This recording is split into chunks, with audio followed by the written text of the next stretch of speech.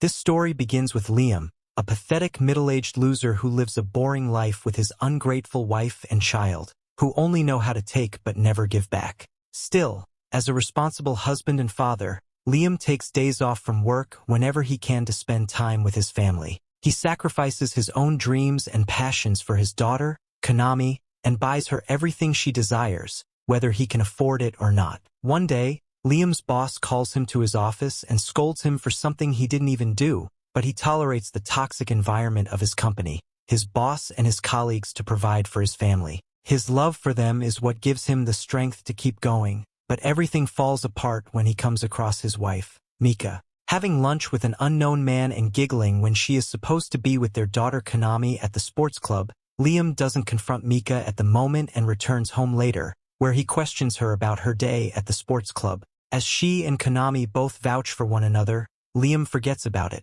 thinking that maybe he shouldn't suspect his wife, who has been so loyal to him. He continues working restlessly, but the tiniest of doubts still remains in his heart. And so, to get rid of this unsettling feeling, he visits the place where he found Mika with another man the next day and once again finds her there, this time with Konami as well. He eavesdrops on her conversation with a man over the phone when Konami mentions that they are here to meet with her papa. This confuses Liam because Konami only refers to him as her papa, so he keeps following them until Mika's lover enters the scene, and both the mother and daughter act like he is the man of their house. Unable to accept reality, Liam convinces himself that Mika isn't cheating on him and keeps working his ass off to feed his family. He gets a call from Mika, who informs him of the sudden bad news that Konami has been in an accident. So he rushes to the hospital and learns that his daughter is currently undergoing surgery. The doctor arrives, informing Liam and Mika that Konami is in grave need of a blood transfusion,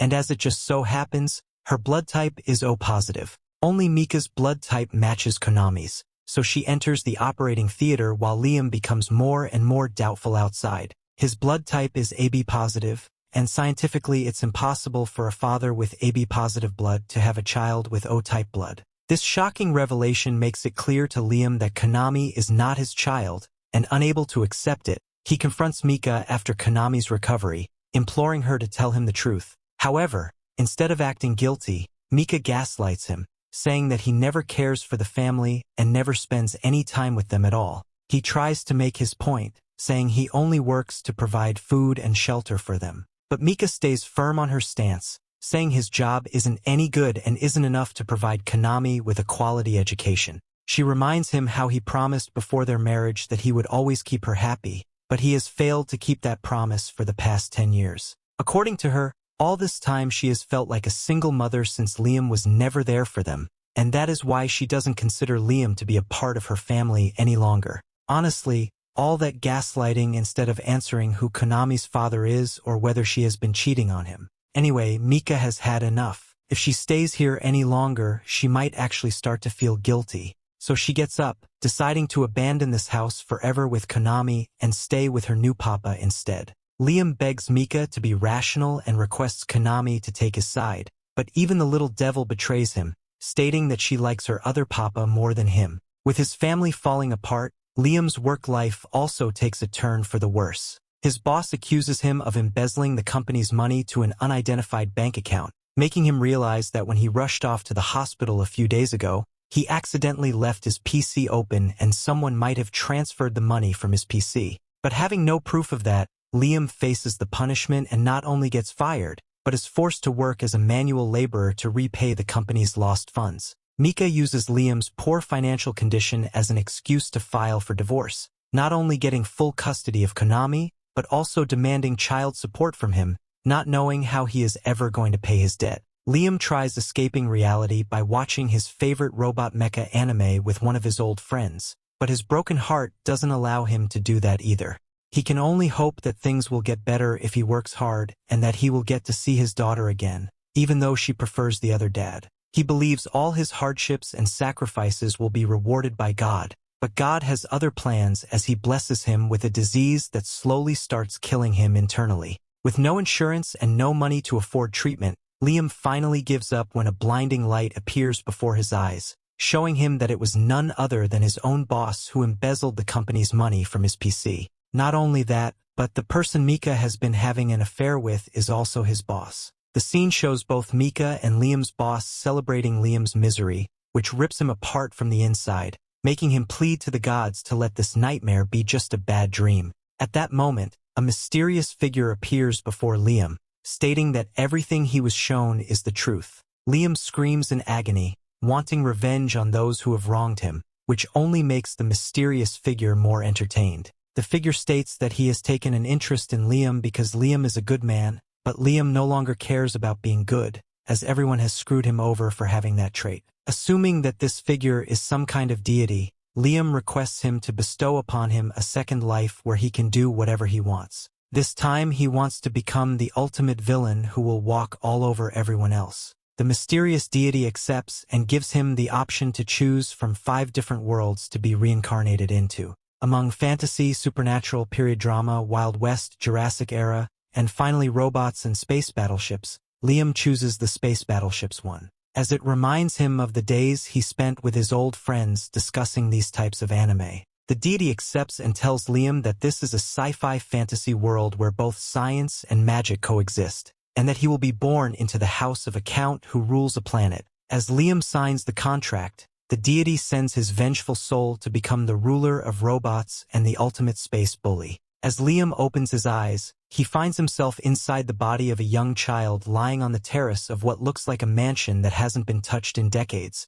Just as the mysterious deity said before, Liam is now on a planet named Hydra, ruled by his father, Count Banfield. The residential estates are completely surrounded by plants, including Liam's own home, which looks like a dystopian Christmas tree-themed house. As Liam heads inside, his mom surprises him, wishing him a happy 5th birthday. Using transportation magic, she takes him to another room to show him the royal cake prepared for his birthday and gives him his present. He opens the large gift box only to find a small device hanging inside, which his mom claims is an order sheet for an AI-made robot. Liam doesn't understand much and presses a random button on the gadget, causing a character customization screen to pop up. To summarize, he now has to choose the appearance of the maid. As he goes through the long selection process, his mom explains that after picking a model, he will have to send the order sheet to the manufacturer to receive his unique AI-made robot. She casually mentions that he must also select the maid's private parts.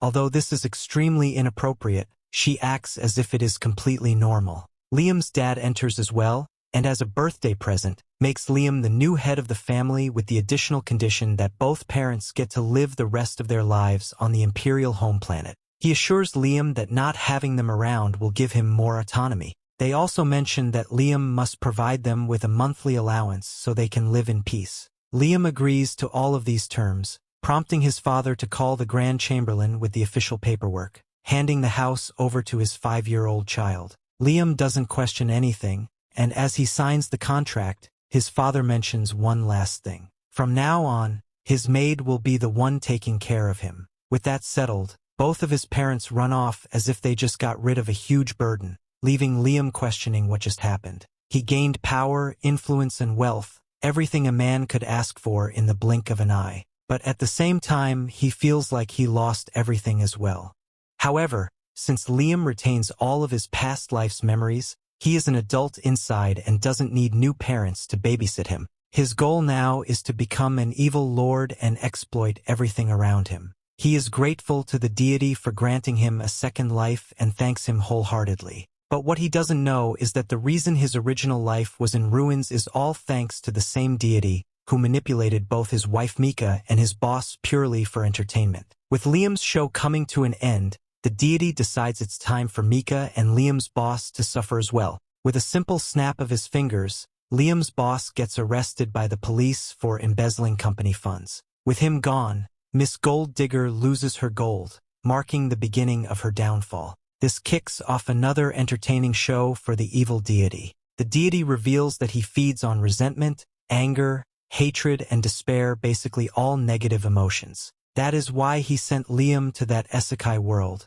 craving more entertainment from him. As the deity opens another dimensional door to leave after sending Liam's soul away, a divine cat sneakily enters the room before leaving, just as the door is about to close. Not sure what just happened, but the cat must have some importance to the story. Back in Liam's parallel universe, a space war has broken out because this bald nincompoop wanted to show off his Go's pirate crew's firepower. His mecha robots are about to overpower the enemies when suddenly Christiana, the first princess knight of the Holy Kingdom of Leap, enters the arena and slices down all of the enemy troops like cutting through butter. She dodges the frontal assault with ease, and with her leading the charge, it doesn't take long for the enemy front line to be completely wiped out. The pirates start to retreat, realizing that they cannot win this war, but the princess doesn't allow them to escape, as she wishes to make each and every one of them regret messing with her kingdom. Meanwhile, Liam receives his personalized AI-made robot,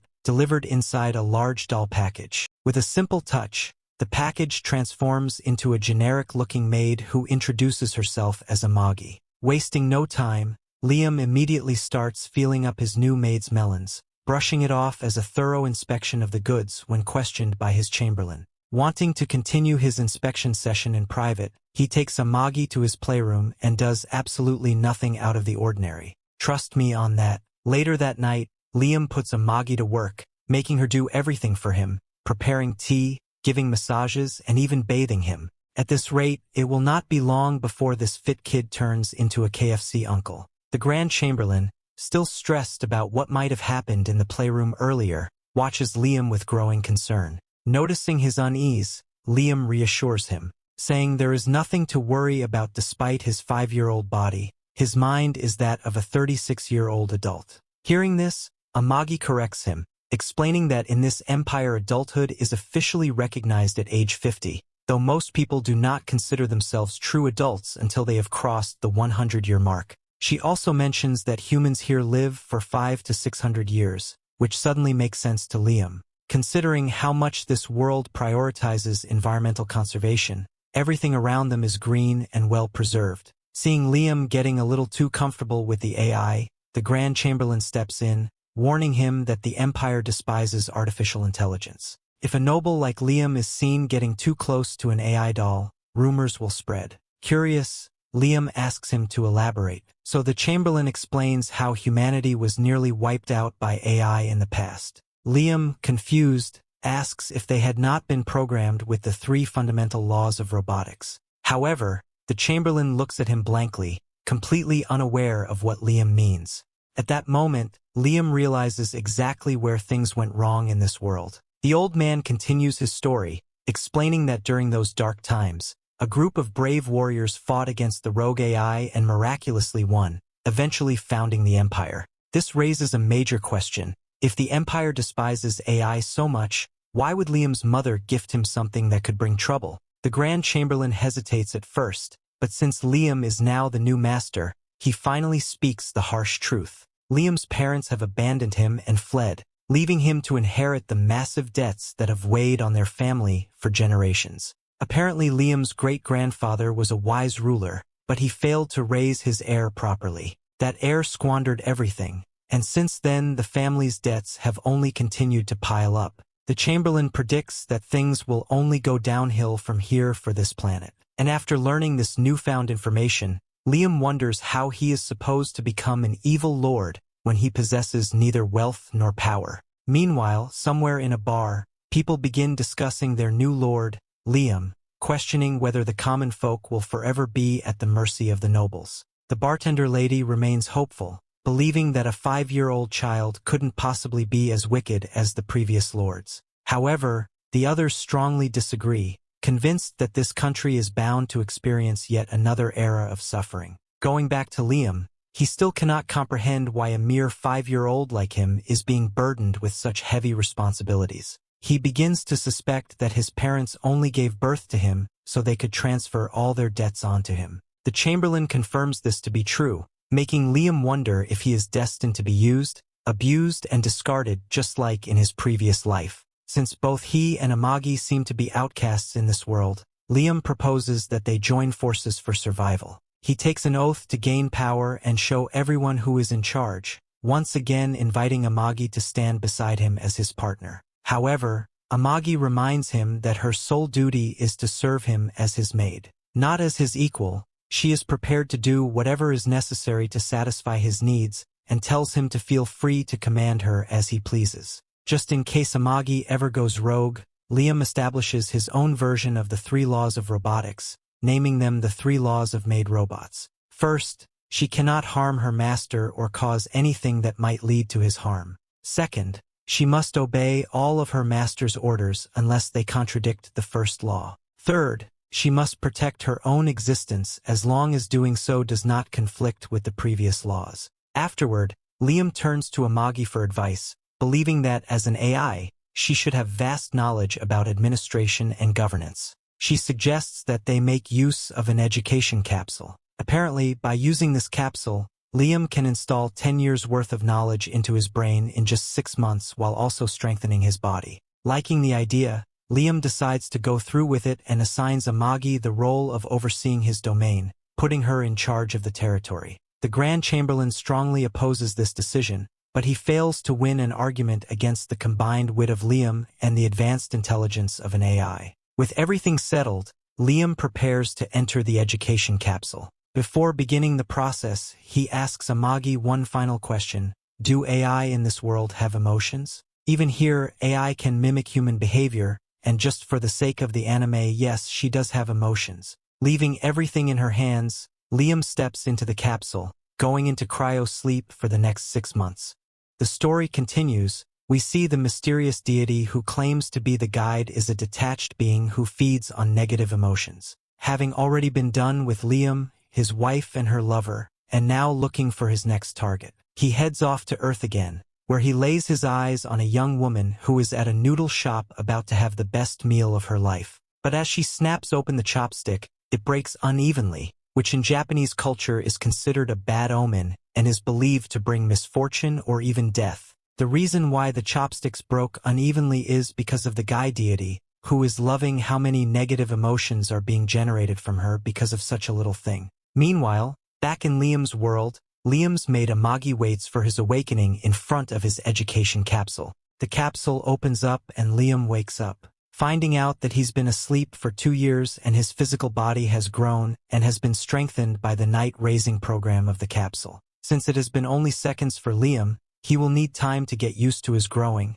and Amagi suggests that he get some rehabilitation. Afterward, Liam inquires how his territory Banfield has been doing, and Amagi shows him the territory's current economic situation. As an AI robot, she has done her part faithfully and has governed Banfield properly. So Liam praises her, but he wants to see the development with his very eyes. So he heads out with her and becomes greatly astonished learning that she has created a spaceport for Banfield's army. Not only that, she has also built a floating dock in the skies where mobile robots and spaceships can be stationed. Liam eagerly visits the floating dock and is completely amazed by the sight of the mobile knights that he can and will mount in the future. As he expresses his wishes to ride the robot, Amagi arranges it for him, teaching him the basic controls which are easy to learn. The maneuvering is dependent on magic, and basically whatever movement Liam will imagine, the robot will move exactly as he wishes. Liam accordingly and carefully descends the mobile knight from its station and walks around with ease.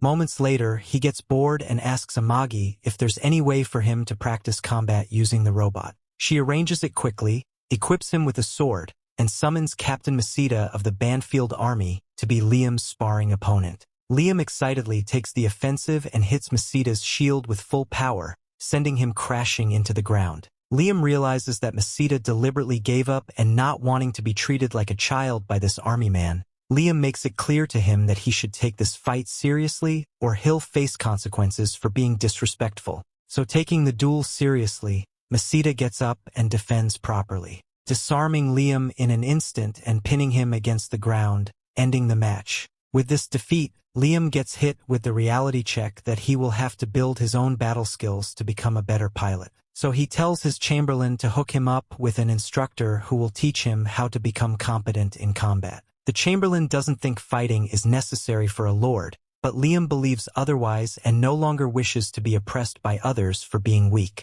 He wants to become the strongest out there in order to achieve his goal of becoming an evil lord and appoints Yasushi, a man with a katana, to be his sensei. Liam introduces himself to Yasushi, expressing his desire to become the best swordsman, which prompts Yasushi to get into a philosophical speech about how there isn't anyone who can be called the best. Amagi becomes skeptical of the cringe man, but Liam tells her not to worry about it and begins his training with Yasushi. The master swordsman first demonstrates a secret technique of what he calls the way of the flash. Gripping the hilt, he slightly unsheathes his sword before sliding it back into place, and in an instant, all of the logs around him split in half. Liam initially believes that the man drew his sword so fast that they couldn't even see it, so he asks Amagi to play the slow-mo video of it, which she recorded with her eyes, only to find out that the man didn't even draw his sword. Assuming that Amagi's high-tech camera couldn't capture Yasushi's technique,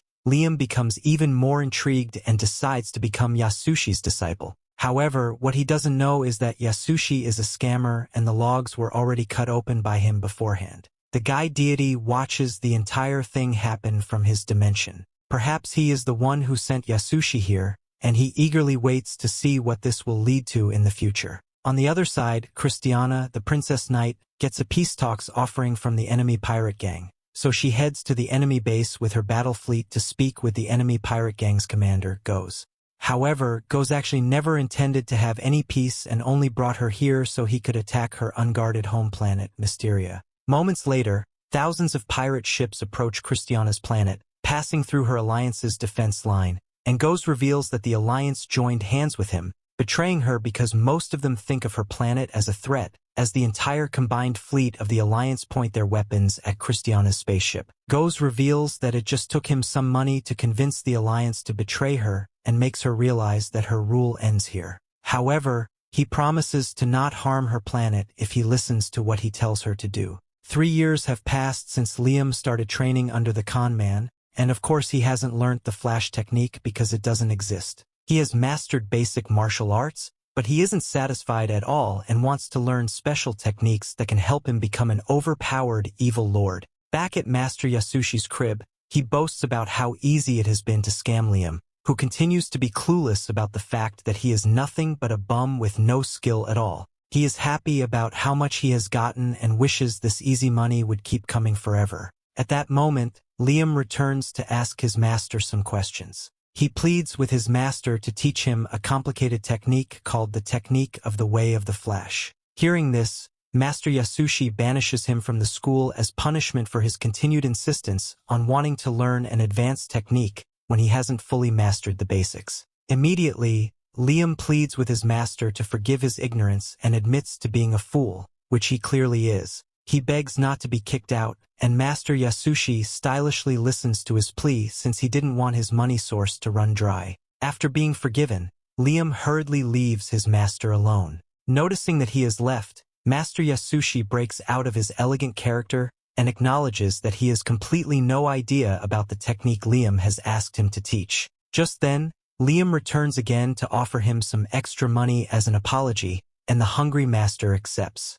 When Liam finally leaves, he is very excited about the extra cash he would be getting. While he is excited, Liam returns again to inform him that he won't be available for classes the next day, and Master Yasushi has no problems with that. Of course, he would have no issues with his favorite money bag not coming for his pointless classes. Back at his palace, Liam takes an elegant position on his throne as he laments on the stress of learning. At that moment, Amagi informs him about 3 months' economic report with debts remaining the same. However, since production and sales are growing, all seems to be well. Liam acknowledges Amagi for her hard work and considers leaving the government to her more often. As pleased as Amagi was to hear this, she apologizes for having a low growth rate that they had expected. She shows him a report on the welfare program and laments on how the results have gone below expectation. Liam finds this surprising and wishes to know who is in charge of this failure.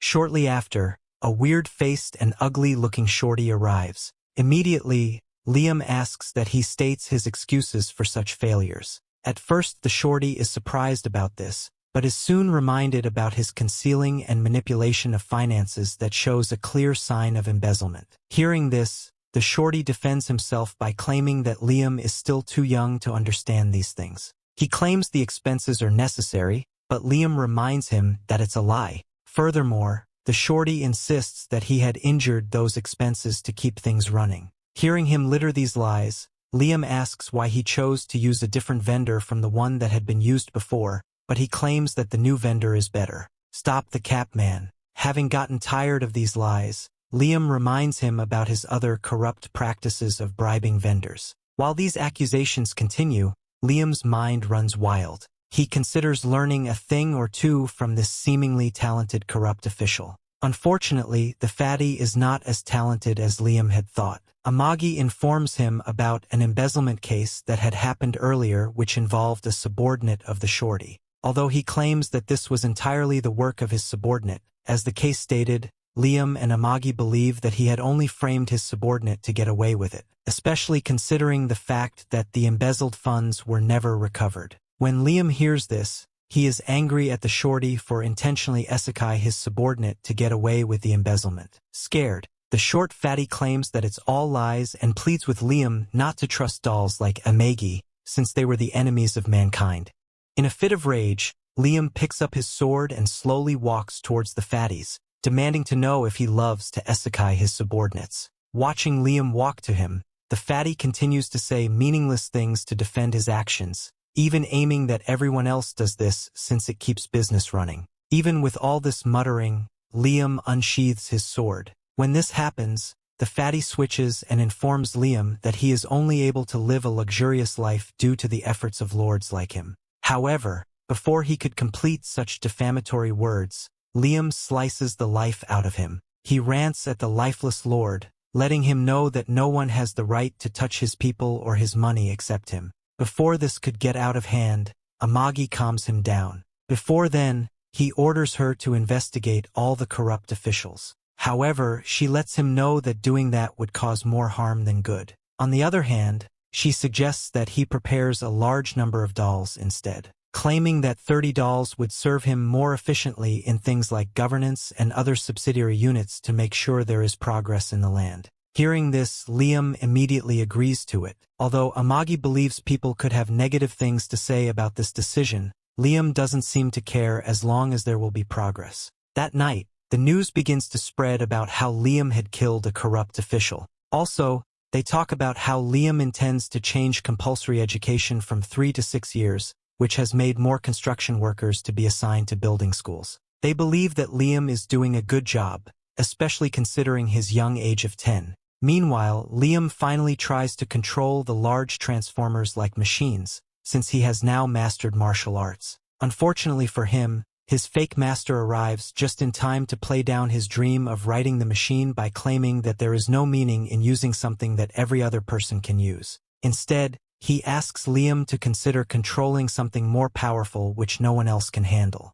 Hearing this, Liam immediately agrees to it. He turns to the captain of the base for ideas and is told about the old non-automatic model of the machines. The captain informs him about the existence of a unit which his great-grandfather used to pilot, and Liam is so excited about taking after his great-grandfather's machine. Yasushi goes to a shrine looking for treasures, venting his frustration as he states how annoyed he is by the fact that Liam is actually progressing at a fast pace when the entire training process is supposed to be dubious. He knows he cannot fool Liam for too long, and the only option he has to keep milking this cash cow is by creating more meaningless tasks. He randomly presses his arm against the wall, which triggers a secret mechanism revealing a mobile knight that looks like it is from the ancient age, but for Yasushi this is exactly what he needs to keep the money coming in by keeping Liam busy. Meanwhile, the evil deity known as the Guide is doing his usual search for negative emotions and heads to Earth, where he finds a guy who is easily offended and gets upset, just because his Starbucks order is not quite perfect. The Guide loves the taste of the guy's negative emotions, but he wants something more, something gourmet. Back in Liam's world, Yasushi has already instructed Liam to repair the ancient mobile knight named Avid for his training, and accordingly, Liam has made preparations. Liam is out practicing his master's fake ultimate technique,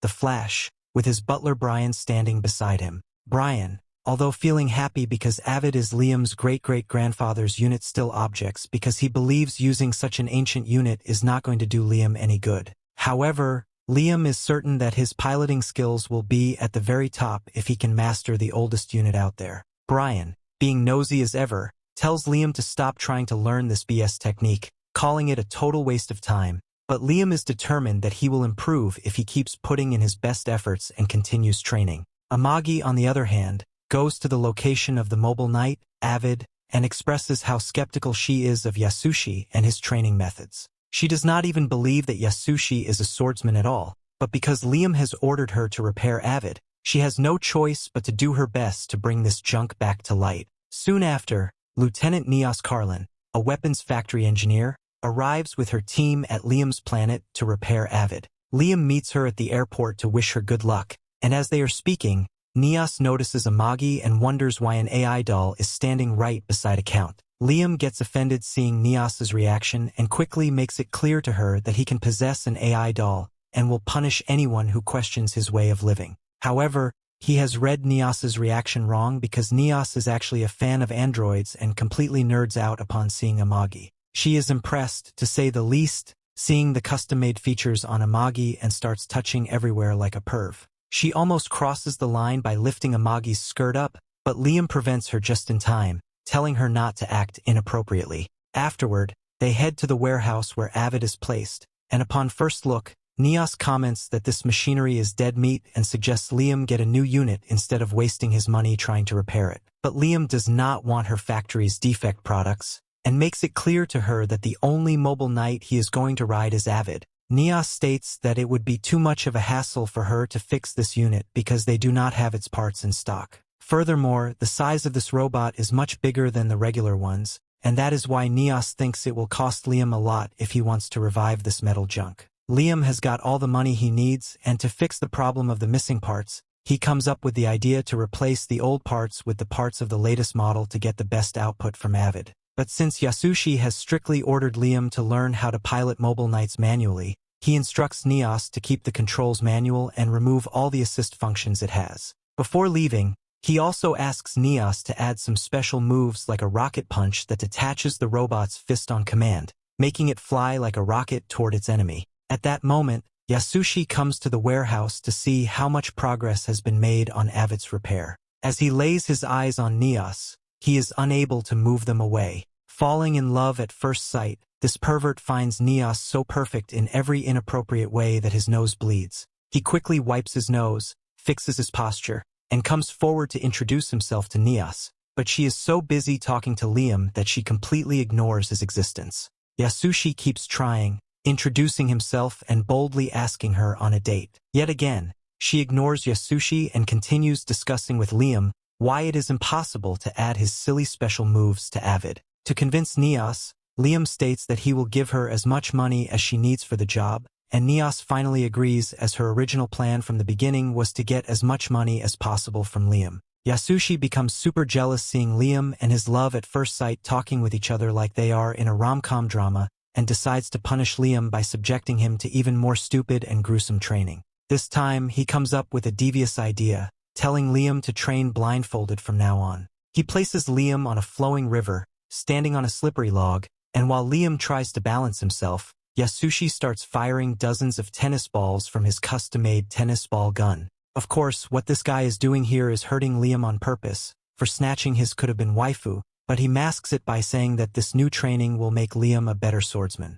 Liam finds this training regime super hard, commenting how heavy his sword is with the weights attached to it. But under his master's instructions, he keeps practicing, trying his best to look through his mind's eye to dodge the incoming tennis balls. On the other side, the pirate commander goes to his battleship's prison cells, where he reveals he has captured many women, including Princess Christiana. He does not explain to any of them what is going on, but tells Christiana specifically to come out as they have arrived at their destination, the Treasure Island. He gets up close to Christiana, revealing that he wants to add her to his treasures because he finds her so beautiful that it makes his entire body tremble. He drags Christiana to the experiment room of his lab assistant and opens the door to the room of his old pets, revealing a disfigured woman who has been defiled and turned into a monster by this twisted pirate. Goes literally throws her out of the ship and then reveals his intention to make Christiana his new pet. With all the time in the world to torture his new toy,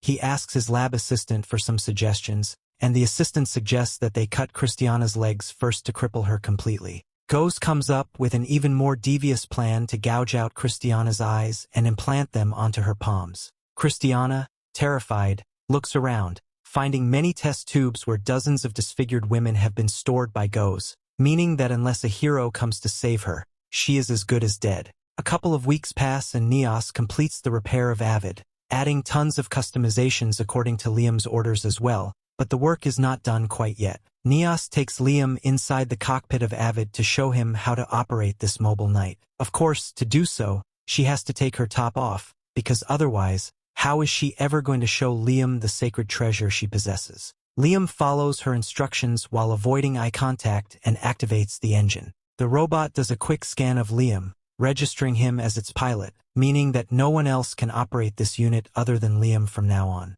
Liam, excited, tries to take his first step forward but falls over immediately, and Neos explains that Avid does not have any automated assist functions like the auto balancer, and that is why, unlike the new ones, Liam cannot move it with a simple go forward button. But there is an upside to this. According to Neos, if Liam somehow manages to master this old piece of junk, he will be able to move it just like he moves his real body. Feeling motivated, Liam gets up and slowly walks forward, this time balancing the mobile knight pretty well. He takes the unit outside of the warehouse when Neos mentions how important it is to maintain a strong mental image to control this robot. To help him focus, she gets closer to him and readjusts his controls when her chug jugs touch him on accident, causing Liam to have an entirely different mental image, resulting in Avid moving his hands as if it wants to feel something. The hand gesture makes Neos realize what Liam is thinking about, but Liam claims that it is not his fault. On the other hand, Yasushi suspects that this guy is abusing his powers and doing unspeakable things to the lieutenant inside the cockpit.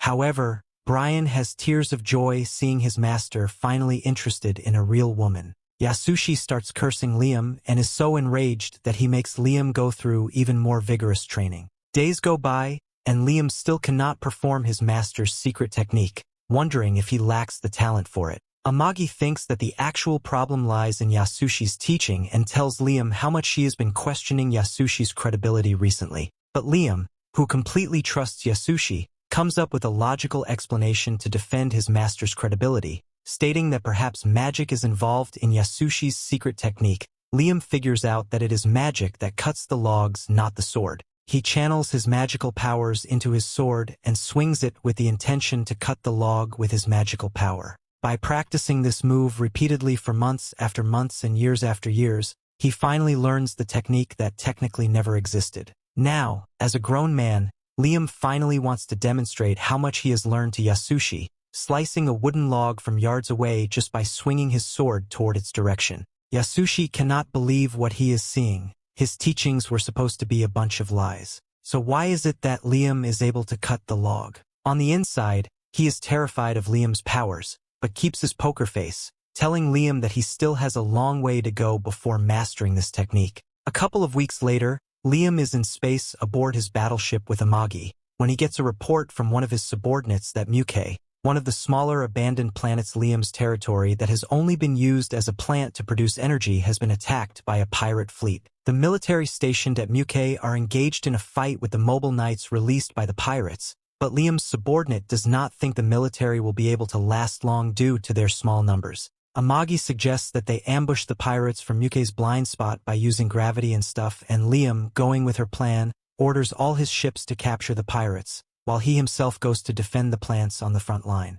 Brian, overhearing his command, begs Liam not to risk his life, but Liam is not a coward. Moreover, he considers himself quite a swordsman, trained by the legendary samurai, so he wants the Empire to see the skills he now possesses. Shortly after, he gets inside his mobile knight Avid and jets off to Muke. From the enemy's blind spot, he attacks them, slicing one mobile knight after another before they can even spot him. In no time, he reduces the number of his enemies, and to attain some style points, he uses a special move called Beam Rifle to launch a beam of plasma ray at an enemy pirate. Only after that does he use the secret technique, the Way of the Flash, destroying dozens of his enemies from a distance, scaring the pirates to the point that they start retreating to their ships. Liam launches his other special move, Rocket Punch, which is super effective itself, but Liam does not like it. He calls Neos right at that moment, complaining to her that he wanted a throw-able fist, not a punching hand missile. Amagi interrupts their conversation,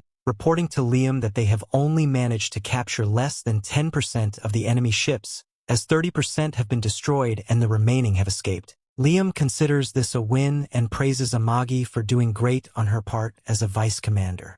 Goes learns from his lackey about Liam's victory and can't believe that things have turned against their favor. He had clearly underestimated Liam's prowess, but it doesn't matter. He isn't going to give up until he sees Liam on his knees begging for his sorry life. However, what triggers his fragile ego even more is the fact that his allied fleet ran away from the battlefield after being defeated by Liam. So he orders his lackey to launch all of their ships to destroy that fleet, regardless of whether they are allies or not. He wants to make an example out of them so that no one ever dares to disobey or look down on the pirate. For now, he wants to have some fun with his latest toy, Princess Christiana, whom he has already turned into an abomination, revealing that her eyes are now on her palm. Meanwhile, Liam returns to his main battleship and expresses his satisfaction to Amagi, stating that he enjoyed every bit of his battle against the pirates. Amagi congratulates her master on his effortless first battle, thanking him for defending their resource planet successfully.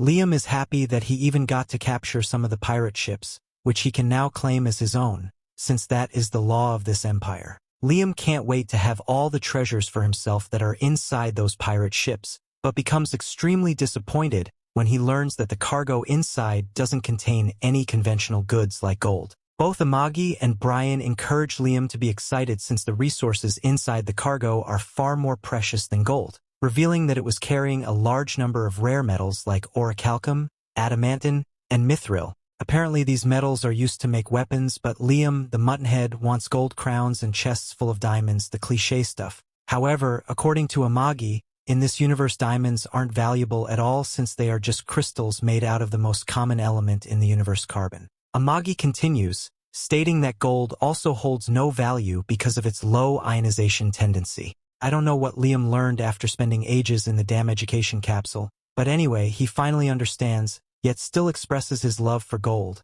telling Brian to bring some to him so that he can satisfy his greed from his past life's needs. Brian promises Liam that they have enough gold in their inventory as it is used as a layering material when producing electronic devices. Hearing this, Liam orders Brian to turn the rest of the gold into gold coins, expressing his desire and dream to have his bedroom filled with gold coins. Bro's 30 by now and adding his previous life's age, he's now over 60 but still acts like a baby. That's just crazy. But whatever the Lord's wish is the servant's command, even though Amagi gives Liam the judgmental side eye for a second, indicating how disappointed she is at this spoiled brat. While Liam is wasting time, asking Brian to make fancy old-school useless swords using the rarest metals. Amagi interrupts him, telling him about a serious problem they encountered when they sent out their army. Using a holographic image, she shows Liam the current number of battleships in his territory, which stands at 10,000, but apparently fewer than 3,000 operate properly,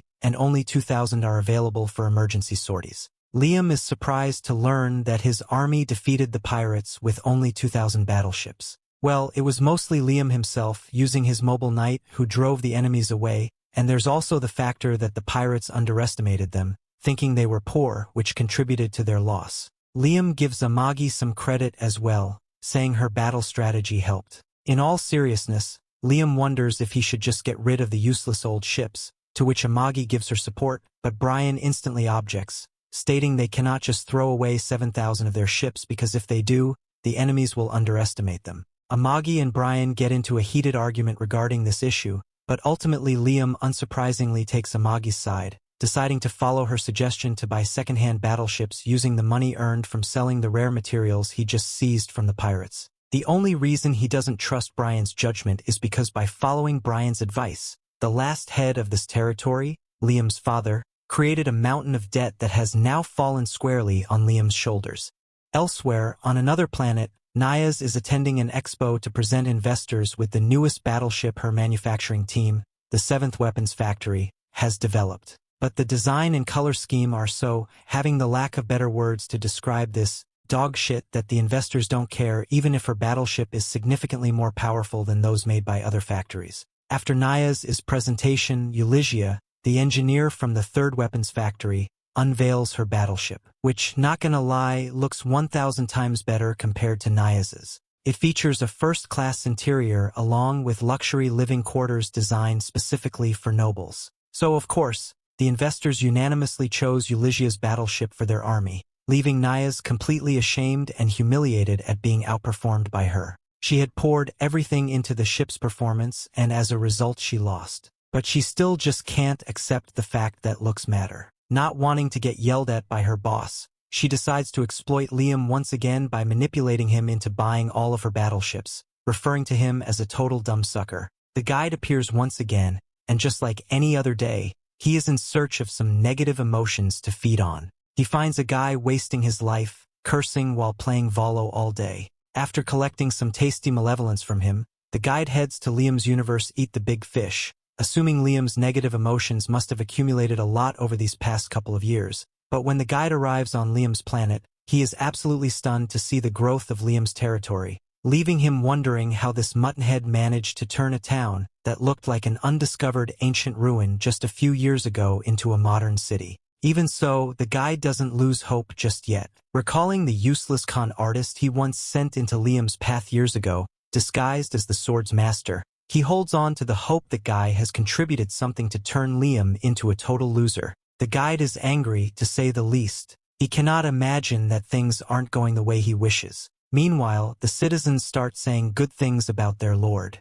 They enter into a bar where they discuss how Liam had been able to capture pirates, and even get several goods from the pirates he had captured. He is indeed way different from his father, and the way he rules suits them a lot. However, there is someone in that same bar that isn't excited about Liam. That person is Yasushi, a fraud through and through. He complains about his student with all his might. The attendant, seeing how frustrated he sounds, tries to ask him what is wrong. He reveals that no matter how much he ensures that his student doesn't understand swordsmanship, the boy keeps getting good. The woman can't understand why he is angry that his student is good. For every teacher, this should be a good thing. Well, not for a fraud who calls himself a teacher. He complains that at his best he is nothing but a third-class, maybe second-class swordsman. But to his shock, Liam is slowly getting to first class. This could mean two things. Either Liam has clocked him and is just pretending, or Liam hasn't clocked him but will soon.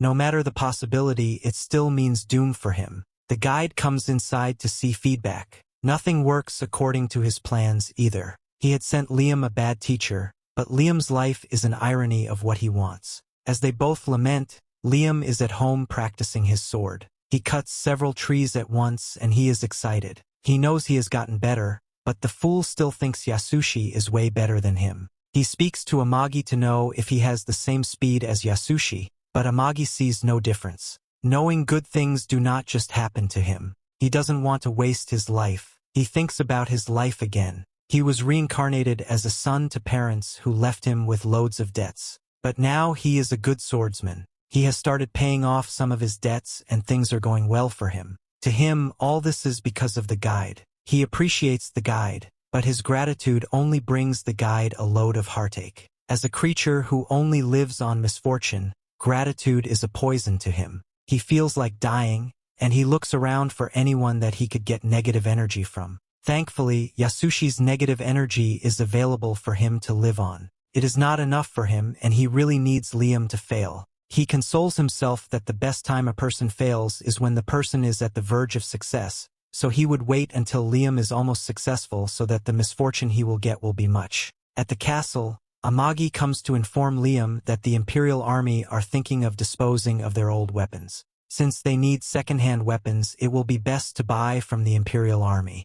The deal seems nice to Liam, but it has a condition that may be the downfall the guide wants. The condition is that he has to take some of the Imperial armies too as a part of the exchange. Getting stupid soldiers is bad for him, but Amagi advises that these soldiers are educated and they will be good, so he proceeds with the deal. The guide watches, hoping that the soldiers will rebel against him when they come, and it will be his greatest downfall. Fingers crossed to see what will happen. The next day, Yasushi wakes up with a severe hangover. He regrets drinking, but he doesn't have enough time to process his regret when Nayas comes to visit him. She has her own reasons for coming. She wants to know about Liam so she can pitch her crazy weapons to him. On the other hand, Yasushi assumes she visited him because she likes him and he looks good. I really hope he looks at the mirror. Their conversation ranges from delusions to stupidity. She eventually asks him what could be Liam's fetish. What is that thing that if she does around Liam,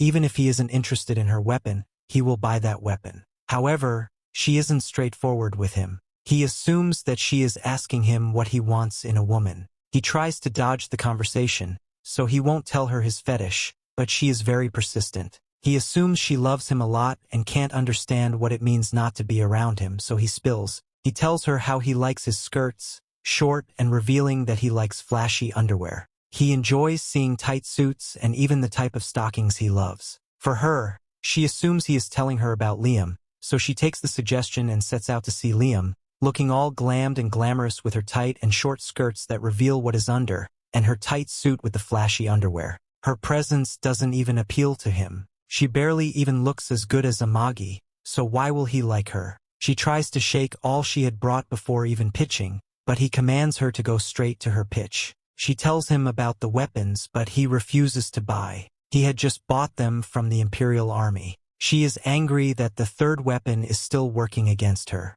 She begs him to at least buy from her. She starts shaking everything. Instead of getting excited at what she is shaking, he is getting annoyed. He recalls that in his past life, his wife also had those kinds of underwear. She didn't wear them at night to him, which means she probably wore them to meet the man she was cheating with. His expression changes. She assumes it is because he likes it. But no, what he is seeing is actually traumatizing and he hates the sight. Although Naya sells worse weapons, you can't deny her persistence since she insists he must buy and her sights irritate him. He decides to buy so she can leave. He asks Amagi if they have the funds, and fortunately for her, Amagi advises that they have the money and it wouldn't be a waste, so they should buy. She is so excited that she falls down with her entire body exposed as she rushes out of the castle. As she leaves, she calls her colleague at work. He brags that Liam had bought from her because she looked so good, and Liam couldn't even take his eyes off her body. Brian overhears this conversation,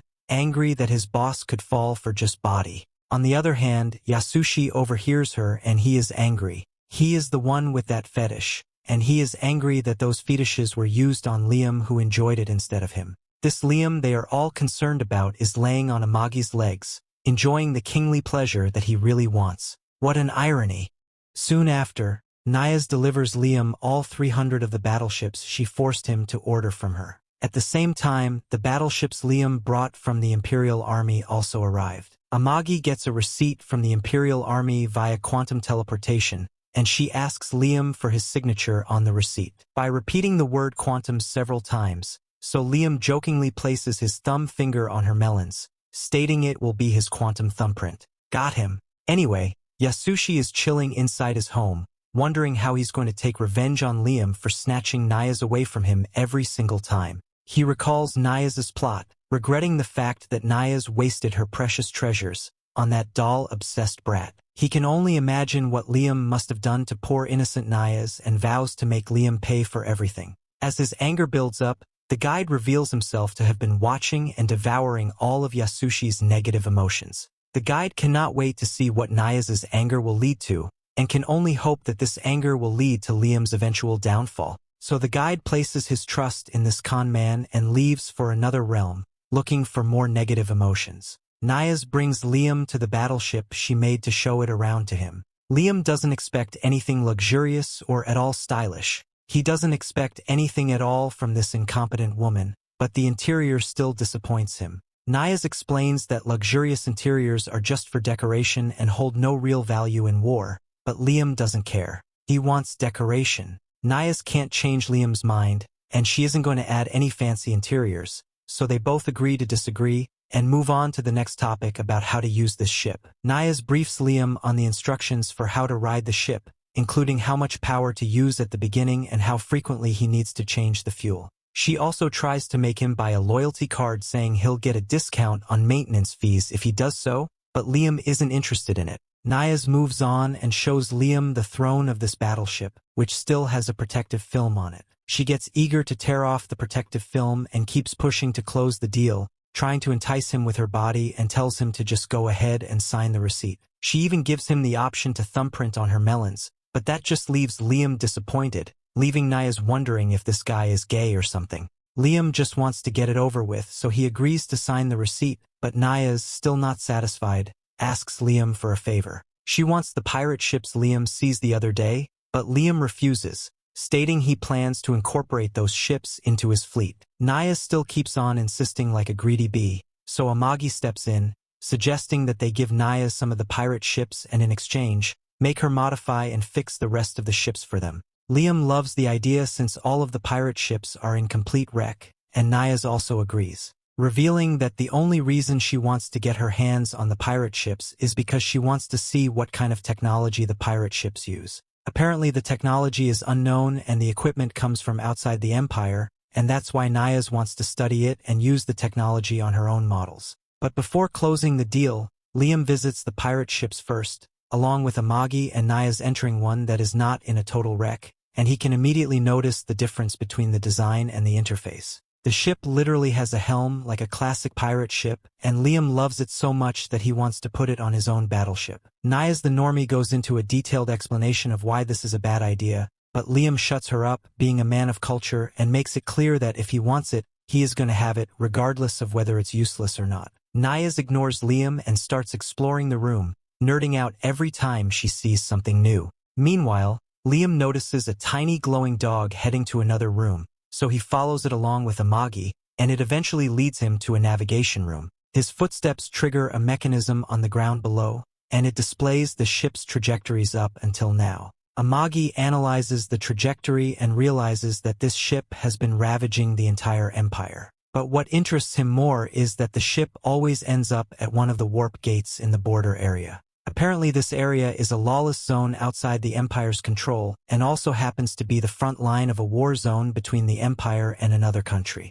Liam realizes that this warp gate must lead to the pirates' hideout, and once Amagi analyzes the coordinates, she figures out where the secret pirate base is. She goes into a scientific explanation about how difficult it is to reach the area, stating how abnormal its orbital radius is and how challenging it would be to travel there. But Liam doesn't bother understanding any of it. He is more focused on what the hideout might hold for him. He suspects the place is a treasure island where the pirates sneak around regularly to store their greatest treasures. Although Liam is being delusional, Amagi lets him decide what to do with this information, and he excitedly declares that their fleet will immediately go on a treasure hunt. Soon after, Goes gets the news that Liam has started an attack and has already defeated some of his underlings at the front line. He brings the underlings before him, deciding to punish them for tainting the pirate name by being defeated by a trash count. Before dealing with these losers, Ghost commands his subordinates to bring him Liam's head, sending everyone to the battlefield and deploys all of his ships. Liam, along with his fleet, heads to the warp gate that leads to the pirates' hideout. But they are not allowed to use the gate because there's an apparent toll fee that needs to be paid to the Empire. The officer handling the warp gate connects with Liam, explaining that since the gate covers a huge distance and Liam intends to warp 7,000 ships, it will require a lot of money. Liam promises to pay later once he's done, but the officer doesn't trust his credibility, so Liam asks Amagi to find him someone credible, but sadly they have no connections. Liam explains the situation to the officer again, telling him that he intends to pick a fight with the pirates, but that only makes the officer more unwilling to allow it, since Liam cannot even guarantee a safe return, let alone the due payment. Liam hasn't brought any fund, and it took him several days to come here, so he cannot just go back. So Liam demands the officer to let him speak to his manager. Unfortunately for him, the officer is the highest-ranking person here, so Liam just throws a tantrum and ends the call. He comes up with an idea and decides to meet the officer face-to-face to negotiate a deal, while he keeps trying to see how he can convince them at the Rap Gate to allow him into the Palmonia Gate without the gate fee. Goes and his spaceship arrive at the Palmonia Gate. He has all his connections at that gate, and despite being the villain in this situation, he doesn't have to beg anyone to let him. Indeed, the ones with the money run the world. He calls the Rap, and the person he knows there greets him excitedly, asking him where he's going from the Palmonia Gate. He reveals that he is going to the Domus Gate. The Domus Gate leads to nothing. Everyone knows there is barely anything for a villain like Ghost to gain in that city. The man asks what he wants to do in a wasteland. What's the man's business, though? Ghost shares the same opinion as I do here. He asks the man what concern it is of his and states that since he has the money, he should be allowed to enter without issue. He pays immediately. Meanwhile, Liam arrives at the Rap Gate physically, hoping that he can use his negotiating skills to gain entrance. He asks to enter, and the man says there is no issue. He is excited, until the man cuts him short by asking for his gate fee. Liam first tries to brag that he is a noble and can get them the money, but the attendant isn't fazed by his weak boasting. When he sees that boasting doesn't work, he becomes humble, begging the attendant to please let him in, but the attendant doesn't care. He adds lies to his drama by bowing in tears, saying he wants to see his sick mother and the trip is necessary. See your sick mother with this huge number of ships? Your mother must need ships to recover. Seeing that his lies don't work, he turns and says he wants his mother to see his fleets before she dies. Well, the man tells him to return, get the money and come back if indeed his mother is that important. The man receives a call regarding Go's passage, so he leaves to deal with other things. Liam is angry that his negotiating skills are no longer working. He walks around the place and sees the dog again. He follows the dog. At the wrap room, they see Go's passage, knowing that Liam's ship is also in the waiting room. They realize the clash isn't going to be a gentle one. They were the ones in the wrong since they received payment from a pirate without knowing where he was going, so they decide to turn a blind eye. Everyone working there goes on a break so that when the clash happened, it will seem as though they weren't in attendance. After they all leave the room, Liam finds himself there. He sees it's a wrap gate and there's a pirate ship around Palmonia Gate. He assumes the attendant had given him passage and even told everyone to leave so no one would know he gave him passage without payment. Looking at the screen again, he sees the wraps moving in opposite directions. He assumes it was a mistake on the part of the attendant and sits down to correct. This spoils Go's movement but since his trip continues, he doesn't see any issue. Suddenly, Amagi calls Liam to return. When he gets back, she tells him they've gotten a letter of credibility not from a noble, but from Naya's. Since they've bought a lot from her, well, one good turn surely deserves another. He happily appreciates her and comments that the officers were ready to bend for them, but now that they have the letter, it will be easy for them to enter. He commands Amagi to launch into the wormhole, and she does as commanded. Their trip to Palmonia Gate begins, and fortunately for them, Go's and his people had left their base, so they will be caught unaware. On the other hand, Go's becomes impatient. He is meant to reach Domus Gate within 30 minutes, but the journey has been going on for a while and he hasn't gotten there. He asks his rider, who is also concerned, but they see a gate in front of them and assume it is their destination. Since they didn't know about Liam's tweak to the wormhole, they enter the gate. When they get there, they see red everywhere. Several spaceships are there, ready to launch and fight them. They realize they are in a danger zone as they have entered the Imperial Army zone. While it is doomed for them, it is fortunate for Liam. He eventually arrives at his destination, and while Amagi wants to check their coordinates, he doesn't need that. He can see the several pirate ships and knows that is the treasure island they've been looking for. Amagi looks further and sees that none of the spaceships are activated, meaning they aren't ready for war and aren't prepared. Liam decides to take this opportunity to attack them unaware. He tells Amagi to launch the ships. She releases the other spaceship to attack while he enters his own spaceship named Avid. Within a few seconds, he launches several attacks at the island. He uses his rocket punch to destroy all of their ships, and with his Avid crush, he crushes them. All this goes on without Go's knowing what is happening to his island. In fact, it's even unsure what he is going through on the Imperial Army Island where he has found himself. Liam sets the spaceship on fire. Amagi comes to report to him that all the spaceships have been set on fire, but that isn't enough for him. He is there for the treasures on the island and that is what he will take. He tells Amagi to release the mobile knights. She does as commanded and all the mobile knights target the rock-like island in front of them. He looks from his ship excited to hunt treasures. I hope he finds gold since gold is his favorite treasure. It is unsure how Go's will react to this hit, but I can assure you that there are exciting times ahead. And with that, we have come to the end of this part. Stay tuned for next part. Don't forget to subscribe to the channel and activate the notification bell to receive all the latest updates.